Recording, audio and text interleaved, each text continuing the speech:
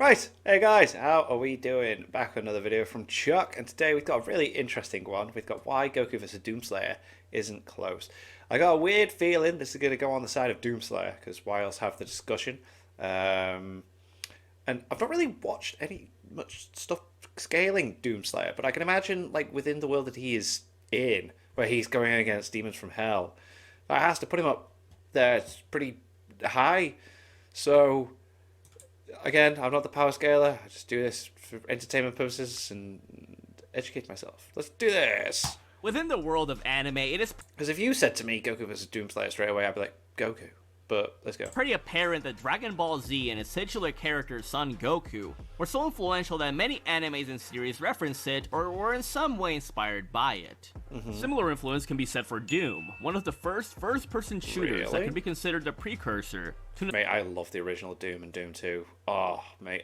In fact, if you search my channel, I think I've got a full playthrough of Doom 1 on this channel. I'm sure I do. notorious video games such as Halo and Call of Duty, which follows the rip-and-tearing action of the Doomslayer, who went through a savage conquest through the multiverse to end the demonic horde's grasp on existence. Both are immensely powerful, fast, and absolute beasts in combat, but between the two and at their best, who would And there's a couple of Doom, so not Eternal, but the one before it. I did a couple episodes trying to play through that as well. defeat the other? Would it be the godly Saiyan with a million hairstyles, or the Space Marine who defeated God? Yo. In this video, I shall cover Son Goku, with all of his skills and abilities from the main series, and the Dragon Ball games such as Super Dragon Ball Oh, I hate how he does this sometimes, but okay. Heroes, and Dragon Ball Xenoverse. And I will also cover Doom Guy with all his feats and accolades from the Doom games, including Doom Eternal's Ancient Gods DLC and lore. Ooh. So without further ado, let's get right into it. Without further ado. We'll begin with the Doom Guy, who began his Yo, this boss. demon-slaying quest on Mars' moons of Deimos and Phobos, Dodge the until he rockets. eventually came face to face with godly beings such as the Khan Maker, the universe-dismantling black hole-spawning icon of sin, Wow. and the literal creator of the Doom multiverse, Davoth. In addition to his prowess, he has the majestic Praetor suit that was left unscratched by the innumerable amount of demons he ripped apart, his trusted double-barreled shotgun, his scarlet glowing crucible, and the crucible hammer, alongside many other weapons which are implied by the developers as being empowered by his own life force. To understand how strong the Doomslayer really is, we have to take a look into the cosmology and the lore of the verse. Okay, For yes. starters, the Makers, angelic beings, help create and monitor the infinite and countless Doom multiverse, with each timeline forming and expanding exponentially like fractal patterns. This is important for speed scaling later on, but Makers govern time and space, or essentially transcend it, which makes sense since they did form the cosmology. Urdak, the heavenly realm of the Makers, is outright stated to be a higher dimension and beyond from the mortal realm, Cool. making it at least 4D, but arguably 6D as it is labeled like that in the game. But you could also just argue that it is just the name of the dimension itself and not Right, referring yeah. to spatial Not dimensions. actually six-dimensional. Hell, formerly known as Jakad, was beyond the scope of the Makers, who can see into an infinite set of infinitely expanding timelines, which infers it is an even higher dimension, making it at least 5D, but arguably 7D going by the aforementioned 6D scan. However, Hell itself is a living entity which has consumed countless dimensions and universes and is unlimited by time, space, and dimensions, Yo. which can be interpreted as it being a countably infinite or uncountably infinite dimensional realm that escalates through Aleph sets. Damn, like Doom. I always want to call him Doom Guy, but Doomslayer is like, wow. In essence, Hell can be interpreted as being hyperversal to high outerversal.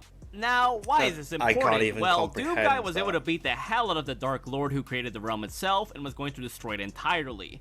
Time and time again though, I've seen people argue that this doesn't mean much since the Dark Lord was apparently not a full power, even though it's heavily implied that even in the incorporeal state, he still had strong dominion over the realm itself, and that these beings are at their best when they have a body. Without a physical form, I am merely a presence. Right. I have no recollection of myself. I believe my essence from the sphere could return me to my full faculties. Right. So if anything, he was near or at his normal levels of power in the fight. Having a I've physical even seen form, arguments that the Dark Lord, if anything, was far, far stronger than he was when he first created Hell, since he would have fed off all of the suffering and pain that the realm had caused after all this time. And to make it even more insane, the Doom Guy wasn't even shook up or damaged in the encounter. making him casually beyond such a primeval being. In terms of speed, the Doom Guy would have immeasurable speed given by his fight with Davoth, the Khan Maker, and Samur Maker, who, as I said, literally helped create and can monitor the infinite multiverse by their own will as they are beyond the realm of normal time-space. I've seen people argue that they do this through portals or through technology, but this is never shown or stated, even though it says in the codex that they literally themselves flew through creation. Right, so, yeah, they got wings, man. What's the point of the wings? In addition to his insane power and speed, the Doom Guy has some sort of abstract nature, since due to his presence alone, he was causing the collapse of the infinite multiverse.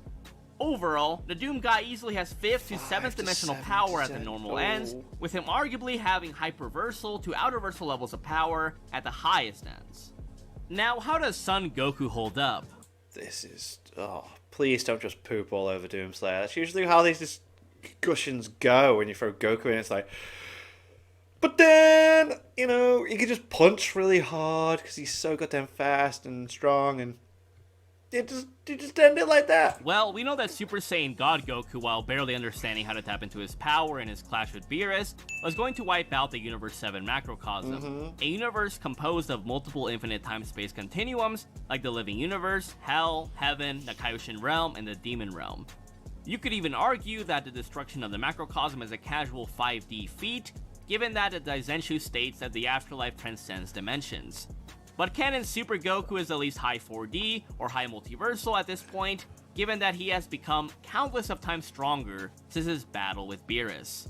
But there are arguments that he can scale even higher, given that it is narratively and outright implied in interviews and guides that Goku had become the strongest at the end of Z, which would include Orange Piccolo, Broly, Black Frieza, Gohan Beast, Beerus, and Arale, if we were to take everything from Super leading up to that point, with Arale potentially being able to transcend her own setting or dimensional existence infinitely. In essence, you can certainly argue Goku into those hyperversal and higher metas. I personally don't agree with this scale as much, but I wanted to bring it up for those that do like the Arale scaling meta. Going by the games, Goku solidly scales into the complex multiversal levels, given that in Xenoverse 1 and 2, he does insane. For instance, prior to tapping into the realm of Super Saiyan Blue and Ultra Instinct, in base alone, he was able to withstand an attack that would have wiped out the entire Time Nest, with a Time Nest containing infinite time scrolls that contain timelines. In Super Saiyan 3, he was even able to fight off against Demigrad's evolved state alongside the Time Patroller, which was tearing apart the Crack of Time, a separate dimension that I'd argue is a higher dimension to a typical timeline, given that it is composed of a larger time crystal that is larger than the Time Scrolls. The destruction of the Time Nest is even more insane, given that Demigrad stated that it would destroy everything, which would infer that it would also take out the parallel quest line, which would infer that there are at least three infinite sets of infinite timelines in Xenoverse that Demigrad would have wiped out in base. If Super Saiyan 3 Goku is 400 to 4,000 times base of that, it really puts into perspective how much stronger he got in Xenoverse 2 with Super Saiyan Blue and Ultra Instinct, especially with the current manga scaling. It gets even more insane when you realize that if there are infinite Universe 7s, it means that there are also infinite Time Nests, each with their own sets of infinite timelines. So if you think that Goku scales in any capacity to destroy anywhere near that extent, then he becomes hard to stop. In Heroes, he would scale from Xeno Goku, who managed to fight Demigra, who was not only... When we get to Xeno and all that, it's just absolutely mind-bogglingly bizarre. The stats and the calcs and everything, it's just so wacky. Going to destroy the infinite Dragon Ball multiverse, but also reach and destroy the real world, which is outright stated that you need to transcend dimensions to pass into it. It is also worthy to note that these Heroes and Xenoverse characters are fast enough to travel through time through their own speed alone, giving them immeasurable speed. All in all, making it consistent that these characters are higher dimensional and faster than the canon characters. In Ultra Instinct, he managed to surpass the power of Super Saiyan 4 Xeno Vegito, who could contest with Michikabura, who was powerful enough to absorb the infinite Dragon Ball multiverse. This is even more insane when you realize that this Super Saiyan 4 Vegito was able to contend with a full power Super Saiyan 3 Cumber, who in base alone was already handling post Tournament of Power Super Saiyan Blue Kaioken Vegito. Goku then gets other insane boosts. For instance, when in Super Saiyan Blue alone, he manages to contest with Hearts, who is superior to the likes of Cumber. At the end of the Super Spacetime Tournament, Master Ultra Instinct Goku manages to defeat Super Saiyan 4 Limit Breaker Xeno Goku, which is very impressive given that in normal Super Saiyan 4, Xenogoku's power was so great that it could affect the flow of time in the entire multiverse. Which, again, is absolutely... It's insane. It's insane. Now, what hacks does Goku have at his disposal? He has the Hakai, which can destroy someone's entire body and soul through numerous timelines, which is the whole reason as to why Goku Black had to get a time break to prevent from being erased by it in the Keeps him within his own kind of like space, doesn't first place. But going by the games, he has even more disgusting things in his arsenal. He has Iron Will, which allows him to prevent stamina loss from attacks. He has numerous bonuses that buff damage the lower the HP he has. He has Dimensional Domain, which immensely lowers an opponent's stamina. Right. And he has wielded one of the most overpowered weapons in the verse, What the the hell Key is Sword, that? Why has he wielded a sword? Why has Goku had a which can nullify So powers, weird. can seal off realms from time itself, can reduce an opponent's stamina, and it can also negate an opponent's immortality and regeneration capabilities, as showcased in the battle against Michikabura. Capsule Corp Goku and Xenogoku respectively can also wield the Time Power, which can erase time itself and timelines entirely, reverse time, stop time, or accelerate time, among many other things. I don't think it's fair to say that Goku can use everything attributed to the Time Power skill tree, but it certainly does open up some possibilities in a battle if you want to be generous. Now that we have gone over their stats, who would win in this circumstance? I think that at their normal levels of power, both are complex multiversal and have immeasurable speed, but in the general scope of things, Goku just has the general edge with the power-ups and amplifications. Like every time! Every time! Especially when you consider the fact that he could theoretically stack that Kaioken times 100 on his true Ultra Instinct. With the Hakai, the Key Sword, and the Hero's card hacks, he has too many things to deal with that the Doomslayer will certainly lose eventually. He does have insanely better stamina and experience than Goku for sure, but Goku certainly outedges him in skill and battle IQ. I suppose being able to fly is an advantage. But they both certainly have Can't several argue with close that. quarters and range options at their disposal in the battle. Now, if we are going by the absolute highest stands, I'd have to give it to the Doomslayer, due to how much more straightforward it is, that the cosmology, particularly Hell itself, is potentially in the hyperversal to outerversal ranges. Cool. Barring potential at Raleigh wank, I don't think that Goku would scale that high traditionally speaking. But do let me know what you think, and please let me know what matchup I should do next. Thanks for watching, and I'll catch you thoughties next time. Peace out. Cool. So, there is potentially a scenario where the Doomslayer wins. That's awesome. That's cool. Oh yeah, my patron. Go check out my patron. Yeah, alright, cool. I'm alright with that. So, like, there is potentially a situation where Doomslayer wins. That's cool. Hey, alright, fine. Because, again, normally it's just like, Goku definitely is the strongest. Like, because he just is. Especially when you take all the Xenoverse and Xeno version Goku and all that from superheroes. And it's just like, But, I always forget Chuck does that. I always forget Chuck goes that far. You know, further than Super and that. It's like, oh. But, yeah, alright, that was fun. That was interesting. Gave me nostalgia seeing Doom clips from the first original games. I loved them so much. Yeah, you could find my playthrough of Doom 1. I think maybe I did Doom 2.